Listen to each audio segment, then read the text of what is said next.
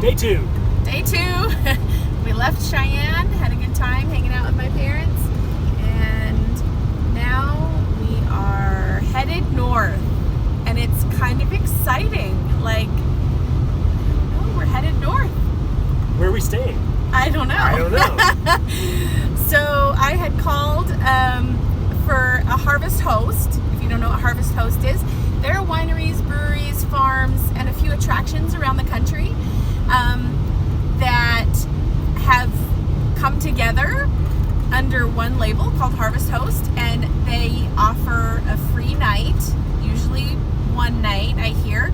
Once in a while you can eke 2 out of them. And you go and you stay at the winery or brewery, and of course you probably buy a bottle of wine, order a beer. There's a couple you-pick farms, so I'm sure that they ask you to pick a little bit, and you pay for that. But in exchange, you get a free night to park your rig outside, and usually there's no amenities, but that's okay. And so we were planning this Harvest Host, but I called and I never got a response. There was a message, and so they must be out of town or something, and that's fine. So we'll try it again another time, but that means tonight we're gonna boondock somewhere. We're on our way north, but we're gonna go to Thermopolis, Wyoming, and look around for some good boondocking sites.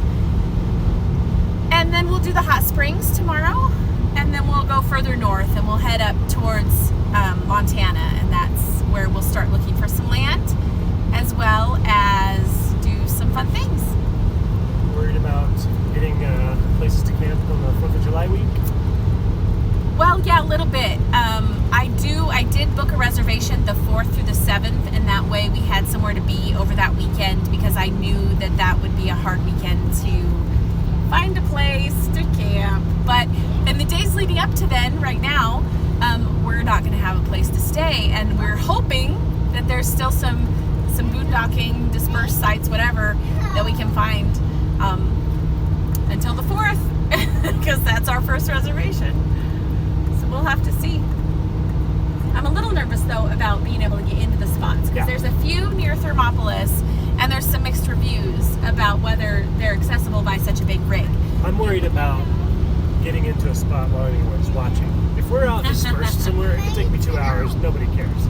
But if we're in a place where people are watching, I'll be super nervous, and that's somehow screws with your head. It does. When you're trying to turn it back. You're more flustered that way, huh? Yeah. What's going on? Just smelled something hot a little while ago. It's probably a different car. Might have been. It's the furthest we've ever driven in this, so it didn't smell right. But the smell went away, so I don't think it was us. All our gauges are reading normal.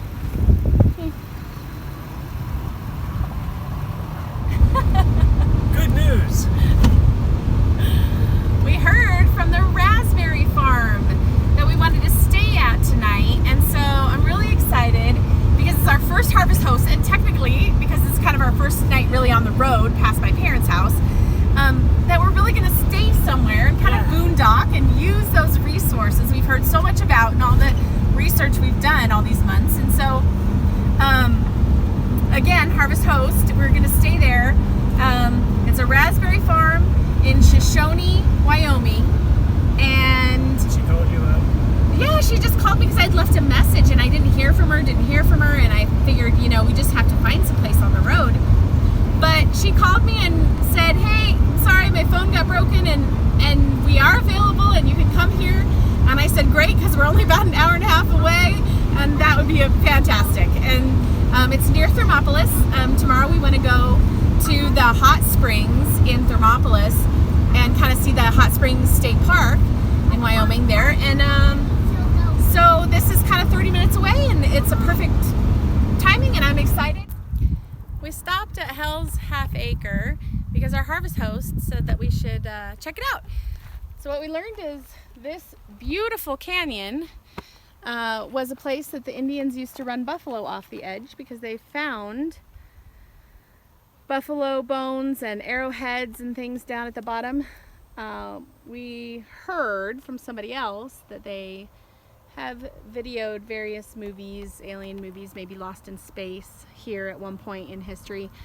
But it does kind of look foreign if you see the area around it and then drop down in to the canyon. It's crazy deep and it just looks different, you know.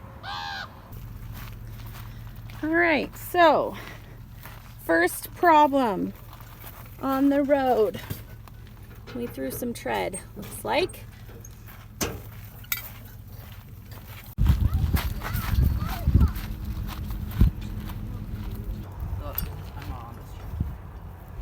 I'm not sure. I mean, maybe you guys can tell me out there, but has anyone had an RV trip where you didn't blow a tire like the first time out? I've watched a lot of YouTube channels and everyone's always blown a tire their first time out, so here we go. We knew these were really old tires when we put them on, but I just can't seem to throw away things that seem to be functional. So I knew there's a risk of this. Kind of expected it in the first few days. The trouble is going to be we have one spare. We have 3 more questionable tires, so we got to find another spare fast. So Brendan built this spare tire holder. There was not one whenever we started. He built it under there. So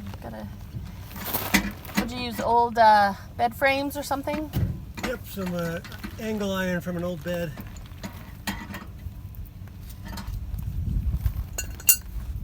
It's a pretty cool contraption. Finally got us a spare tire, but only one. So we got the spare mounted, but it is very low. Maybe 20 pounds. We'll have to creep along till we get to a service center. I meant to check all the air pressures, including the spare, yesterday morning, but the spare I mounted upside down, so the valve was up, so I didn't check the pressure. So that's what we're left with.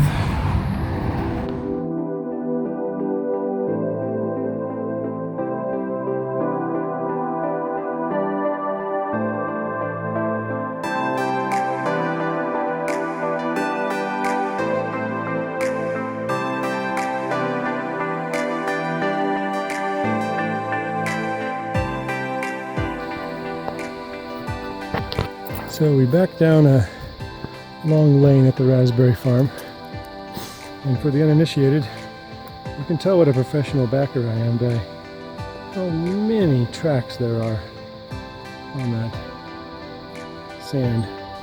I did okay, you know, maybe 50 changes in direction in that short time, so yeah, quite proud.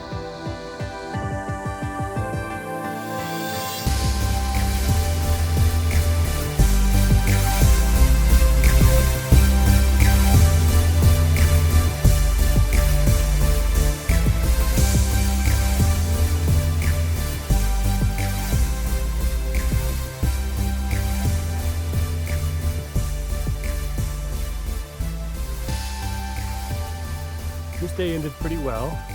We ended up hooking up with the family who runs the raspberry farm. They don't really run raspberries that much anymore. They have a little bitty field of them, but they have a lot of land out here. They didn't know how many acres, but they were really very, very kind. And Yeah, it was really sweet. She spoke with them for quite some time. Tomorrow we have to find some new tires. There's a town nearby that'll sell us tires. And there's 3 different tire stores, so we should be able to find them without too much trouble. The downside of being on this land, there are a lot of mosquitoes out here. Everywhere. They're everywhere. They're on my selfie arm. And so it's really bad, but that's okay, because it's really beautiful out here. We've got some bug oils and things we're using to try to keep them at bay. It helps a little bit. Yeah, it helps a little bit, but the sunset is beautiful and we get to Really have a nice. little walk. And tomorrow's another day. Tomorrow's a new day, so we're gonna go to Thermopolis Hot Springs, spend a little time there, get the tires fixed, and then move up north to who knows where. Move north. That's the plan. Thanks for watching.